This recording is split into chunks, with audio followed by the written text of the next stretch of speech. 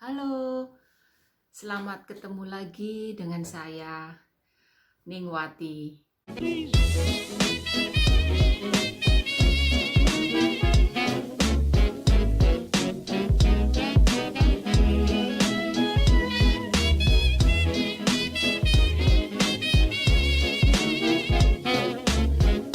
Kali ini saya akan membahas kultur dan budaya Belanda.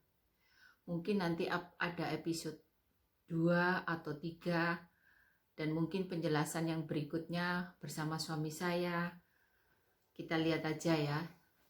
Untuk yang sekarang saya sendirian karena suami masih kerja. Kalau hari-hari biasa dia kerja toh, kalau weekend baru dia di rumah. Oke, mengenai kultur dan budaya Belanda itu sudah aku pelajari sejak aku kenalan sama suamiku, yaitu pacaran jarak jauh, kurang lebih 1 tahun. Di saat pacaran itu, suamiku banyak sekali memperkenalkan kultur Belanda.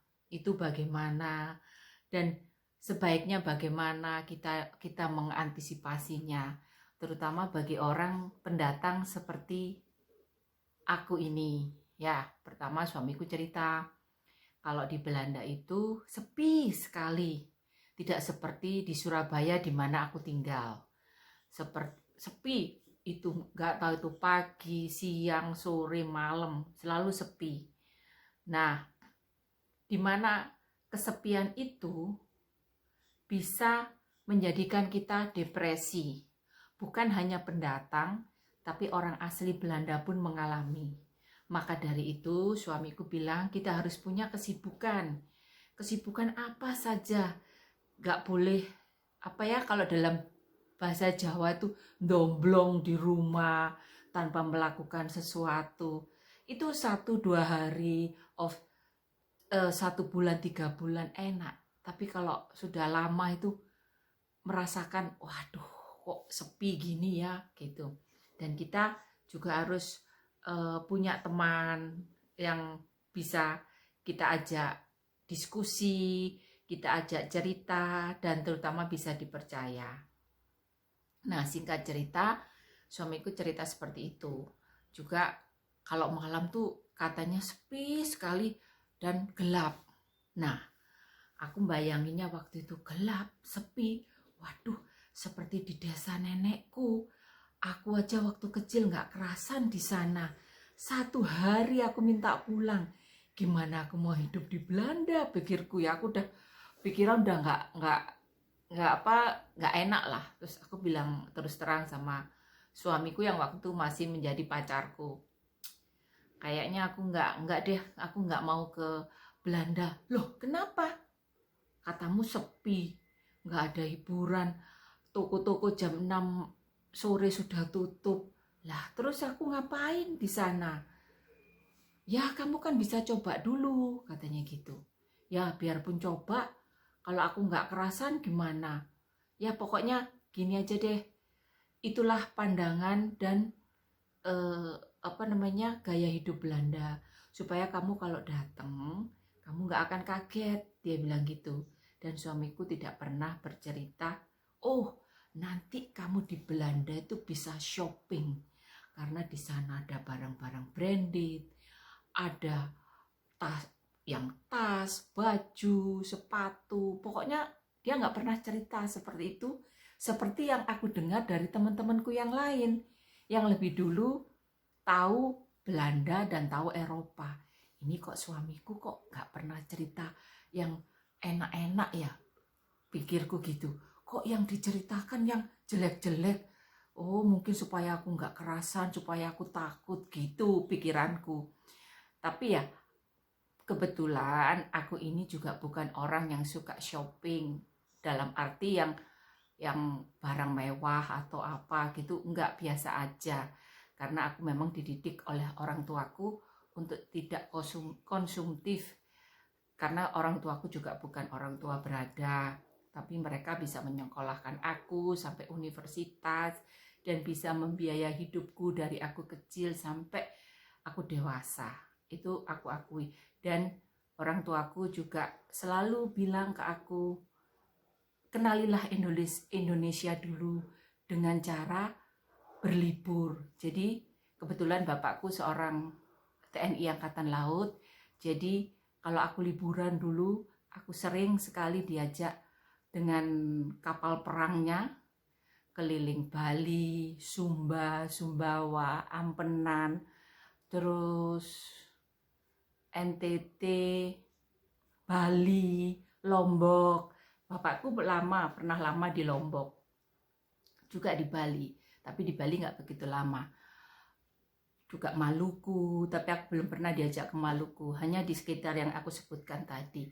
Dan itu sungguh-sungguh membekas sampai sekarang.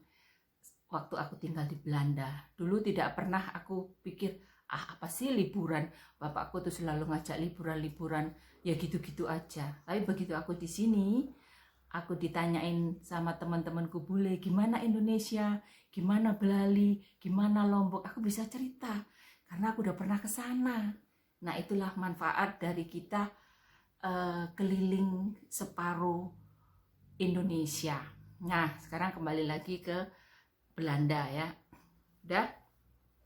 Setelah itu aku bilang aku mantap dan aku bilang iya untuk tinggal di Belanda dengan visa turis dulu ya. Waktu itu 3 bulan aku mencoba membaui gimana kulturnya, gimana suasananya. Ya, waktu itu masih dalam suasana pakai visa turis.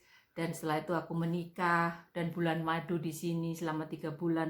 Jadi yang aku rasakan ya yang indah-indah. Aku diajak keluarga suamiku ke mana-mana, ke Belgia. Pokoknya nggak ada waktu untuk aku itu berdiam diri di rumah.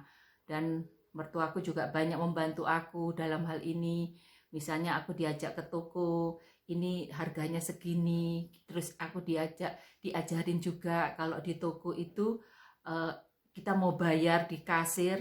Di sini namanya kasa, itu kita harus antri, kita nggak boleh nyerobot. Tapi memang aku dididik sama orang tuaku dulu juga disiplin ya, nggak boleh nyerobot gitu. Aku nggak pernah memang, karena bapakku orangnya disiplin. Jadi aku tinggal di sini, aku untuk hal-hal seperti itu aku nggak kaget ya. Oke, terus setelah habis antri juga kita kalau janjian dengan orang kita harus on time, juga harus jauh-jauh hari, jadi nggak bisa mendadak gitu. Nah, untuk on time aku juga sudah diajarkan bapakku dulu untuk seperti itu. Dan juga kita harus mandiri dalam arti di sini kan individualistis sekali. Kita harus bisa sendiri. Nah, itu aku juga sudah diajarkan seperti itu oleh orang tuaku. Karena aku sendiri nggak suka, dari dulu aku nggak suka grup-grupan, nggak suka kumpul yang banyak orang. Aku punya temen dan temenku juga banyak, tapi bukan yang hura-hura selalu, enggak. Aku punya kelompok yang begitu menyenangkan lah sampai saat ini. Kalau aku pulang gitu suasananya seneng ya, gitulah. Hal-hal seperti itu sudah menjadi kebiasaan buat aku. Jadi begitu aku tinggal di sini, aku nggak kaget. Dan mungkin juga karena aku tinggal di kota deket Amsterdam ya, jadi nggak begitu kesepian ya. Kalau tinggal di desa sepi, kita nggak ada kegiatan, mungkin lain lagi. Dan waktu aku pertama kali di sini dikenalkan oleh suamiku, juga keluarga dari suamiku, ini loh budaya dan masyarakat Belanda. Juga cara makan pagi, sarapan itu roti, terus daging-daging atau apa gitu. Nanti jam 10 pagi makan buah atau minum susu atau kopi gitu. Baru jam 1 siang kita makan siang. Makan siangnya juga ada yang salad, ada yang pakai susu atau roti, pokoknya yang apa namanya agak ringan gitu ya. Nah, kalau makan besar itu jam 6 sore. Di sini makan tuh jam 6 sore. seperti kita makan daging, terus ada kentang, ada apa sayuran. Nah, itu makan besar di sini gitu. Nah, setelah itu ya malam ya paling tuce itu apa ya, dessert itu ya bisa buah atau apa gitu. Jadi untuk hal-hal seperti itu aku masih bisa adaptasi. Nah, terus kalau janjian sama orang Belanda itu kita harus on time. Kalaupun kita telat, itu biasanya kita harus nelpon dulu. Aku telat, kira-kira aku nanti datangnya 5 menit kemudian atau gimana. Kita harus ngasih tahu. Juga kalau memang kita berhalangan, misalnya nggak bisa datang, kita juga harus ngasih tahu. Tapi jangan mendadak. Misalnya kita sakit, oh gimana, pagi kita telepon, nggak bisa ya gitu. Jadi nggak bisa, sudahlah, aku nggak datang, dia juga nggak apa-apa. Nggak boleh di sini. Kita harus ngasih tahu, kita nggak bisa datang, ada alasannya gitu. Dan orang Belanda pasti mempercayai itu, begitu. Terus juga ini, gini, terus juga masalah apa namanya,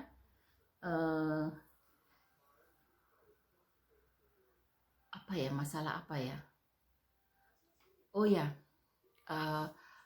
juga kalau kita masih punya paspor negara, kita masih punya paspor Indonesia misalnya, karena di sini suamiku walaupun bukan orang bule, tapi dia sudah jadi warga negara Belanda dan berhak mensponsori aku sebagai istrinya untuk hidup di sini.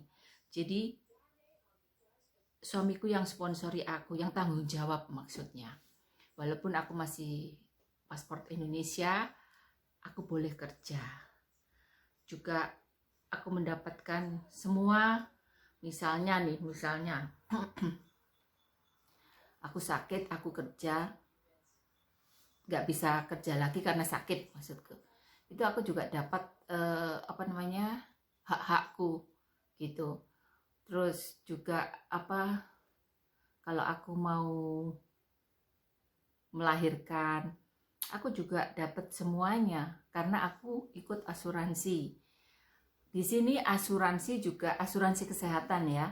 Itu kalau untuk keluarga misalnya aku sama suamiku, karena anakku belum usia 18 tahun, dia ikut kami. Jadi dia gratis, maksudnya dari 0 sampai 18 tahun usianya. Jadi kalau dia sakit dia ikut asuransi yang kita bayarkan berdua, aku sama suamiku. Jadi dia gratis tuh. Tapi kalau setelah 18 tahun dia termasuk sudah menjadi dewasa, nah itu dia harus bayar asuransi sendiri. Dan besarnya tergantung usia. Kayaknya kalau dia nggak seberapa besar seperti aku dan suamiku bayar setiap bulannya, begitu.